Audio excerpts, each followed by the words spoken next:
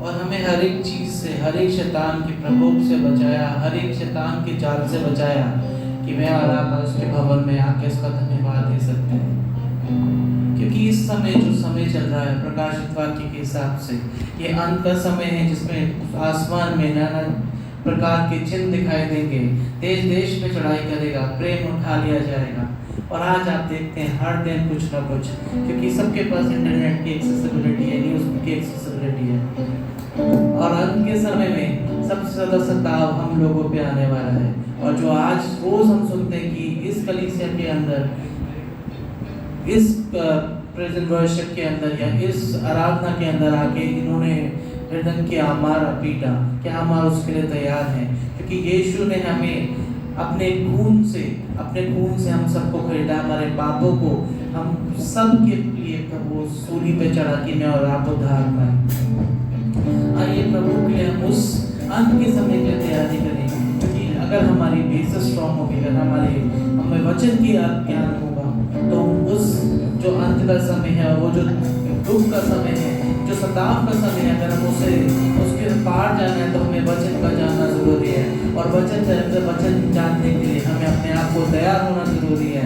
जैसे खेत को जब हम बोते हैं, पहले उसमें पानी लगाते हैं, फिर उसको हम जोतते हैं, फिर उसके बाद उसमें हम बीज को बोते हैं। आइए अपने आप को तैयार करें उस वचन पर जो परमेश्वर के दास के द्वारा परमेश्वर की अगुवाई में बोया जाए। मेरे आपकी आत्मा को परमेश्वर आज हमसे बात करें, अपनी आत्मा को हमारे अंदर उठे। आइए खड़े होके एक परमेश्वर की हज़ूरी में उसका धन्यवाद दें, अपने आप को तैयार करें।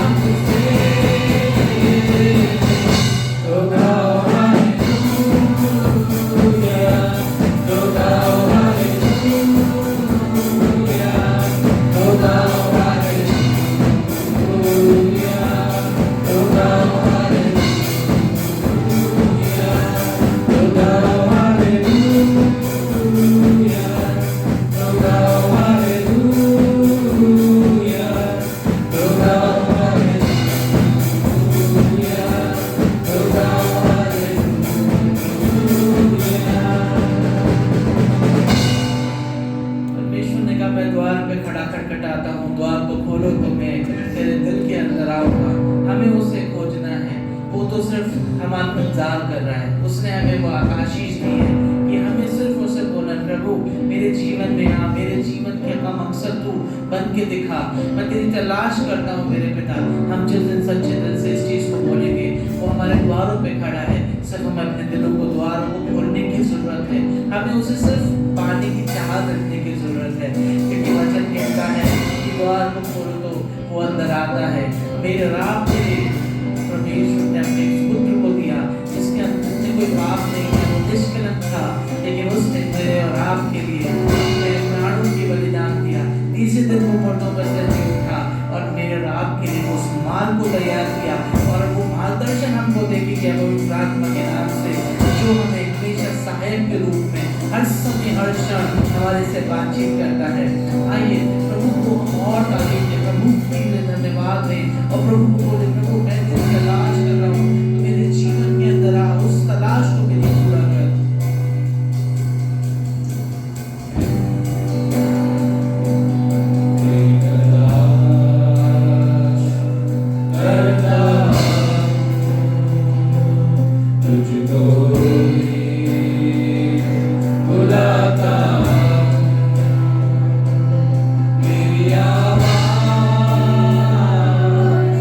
ले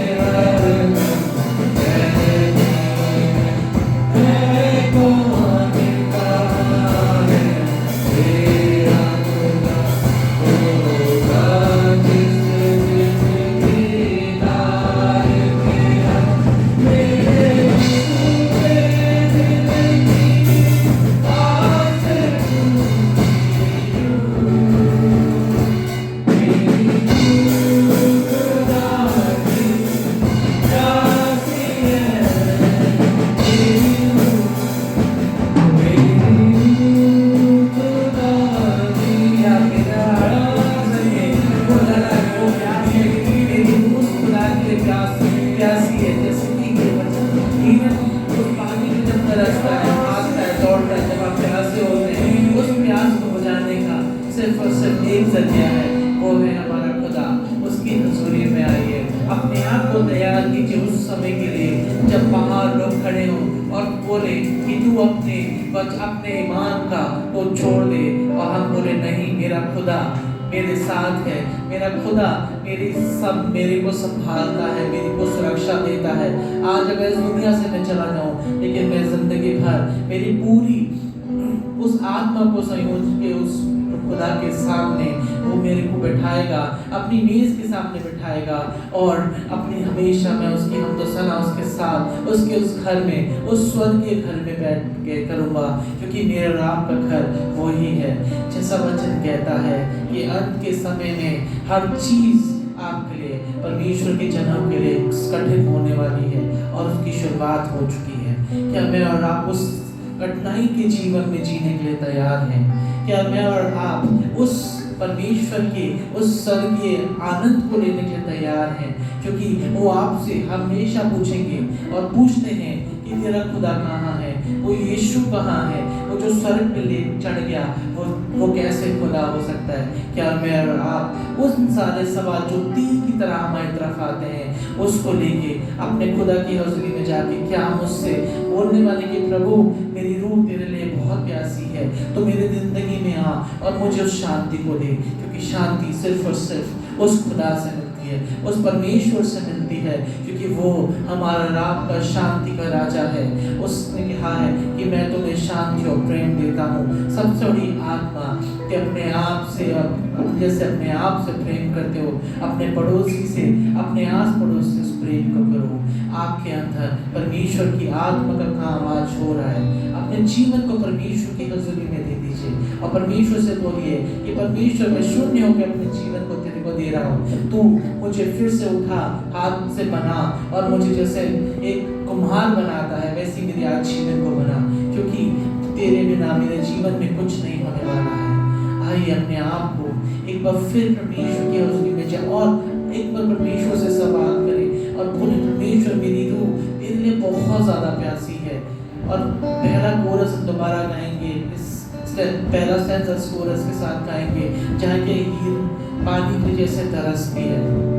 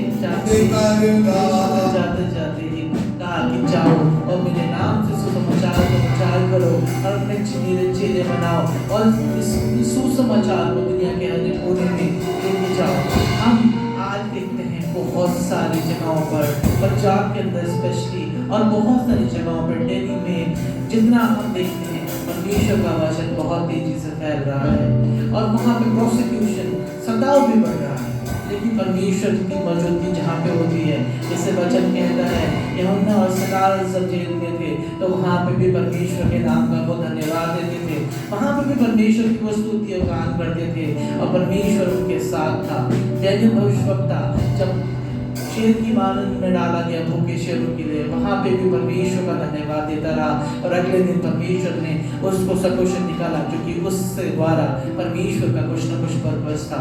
उसके द्वारा परमेश्वर ने नबी के द्वारा बहुत सारे काम कराने थे।